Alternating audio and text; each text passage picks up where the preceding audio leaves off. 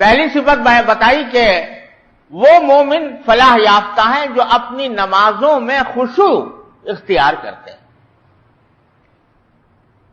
جس کا مطلب یہ ہے کہ صرف نماز پڑھ لینا ہی کافی نہیں ہے، بلکہ نمازوں میں خشوع پیدا کرنا بھی مطلوب ہے۔ اور نماز اس وقت تک کامل نہیں ہوتی جب تک کہ اس میں خشوع نہ ہو۔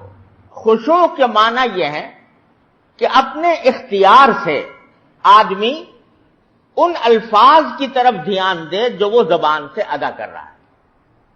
اس کا آسان طریقہ یہ ہے، یعنی جب آدمی نے نماز کی نیت باندھی، سورہ فاتحہ پڑھنی شروع کی، الحمدللہ رب العالمین کہا، تو اس کو پتہ ہونا چاہیے کہ میں الحمدللہ رب العالمین کہہ رہا ہوں۔ اپنے اختیار سے اپنا دھیان، اپنی توجہ، اپنا خیال ان الفاظ کی طرف لگائے جو وہ زبان سے ادا کر رہا ہے۔ یہ اتنا کر لے گا تو خشوع حاصل ہو جائے گا۔ اب کیونکہ اللہ تبارک و تعالیٰ نے کوئی ایسا کام انسان کے ذمے فرض نہیں کیا جو اس کے اختیار سے باہر ہو اور جو اس کی طاقت سے باہر ہو، اس واسطے اگر بے اختیار کچھ خیالات دل میں آ گئے تو وہ خشوع کے منافی نہیں، اللہ تعالیٰ کے یہاں سے معاف۔ آپ نے نماز پڑھنی شروع کی، دھیان شروع میں لگایا، اللہ اکبر دھیان سے کہا، سبحانک اللہم پڑھا، ابھی پڑھائی تھا کہ ذہن کسی اور طرف غیر اختیاری طور پر چلا گیا، تو وہ غیر اختیاری طور پر جو چلا گیا ہے وہ معاف ہے اللہ تعالیٰ کے ہاں سے، اور اس کے نتیجے میں وہ آپ کے اوپر کوئی گناہ نہیں۔ لیکن جب یاد آ جائے پھر فوراً انہی الفاظ کی طرف لوٹائیں جو زبان سے ادا کیے جا رہے ہیں۔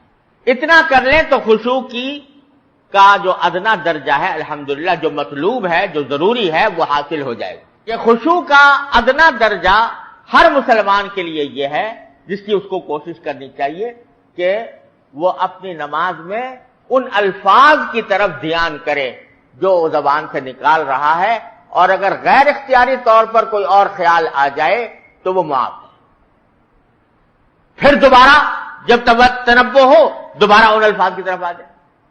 ساری نماز میں اگر یہ بھی کرتا رہے کہ خیال بھٹک رہا ہے پھر آ رہا ہے، بھٹک رہا ہے پھر آ رہا ہے، تو بھی انشاءاللہ اس کی نماز اللہ تعالیٰ کی رحمت سے خشوع کے اندر لکھی جائے گی۔ اللہ تعالیٰ کی رحمت ایسی ہے کہ اس سے خشوع میں لکھی جانے کی امید ہے۔ اور دھیان کرنے کے لیے ایک اور نسخہ میں عرض کرتا ہوں، کوشش یہ کریں کہ نماز میں وہ صورتیں نہ پڑھی جائیں جو بہت زیادہ رٹی ہوئی ہے۔ کچھ صورتیں ایسی ہوتی ہیں جو آدمی کو رٹی ہوئی ہوتی ہیں، بس وہ آٹومیٹک چل پڑتا ہے ان صورتوں کے اوپر، اس کی وجہ سے دھیان کہیں اور چلا جاتا ہے۔ اگر ایسی صورتوں کو اختیار کرے جو اس طرح رٹی ہوئی نہیں ہے بلکہ اس کو پڑھنے میں کچھ تھوڑا سا دھیان لگانا پڑتا ہے، تو پھر اس صورت میں انشاءاللہ دھیان نہیں بھٹکے گا۔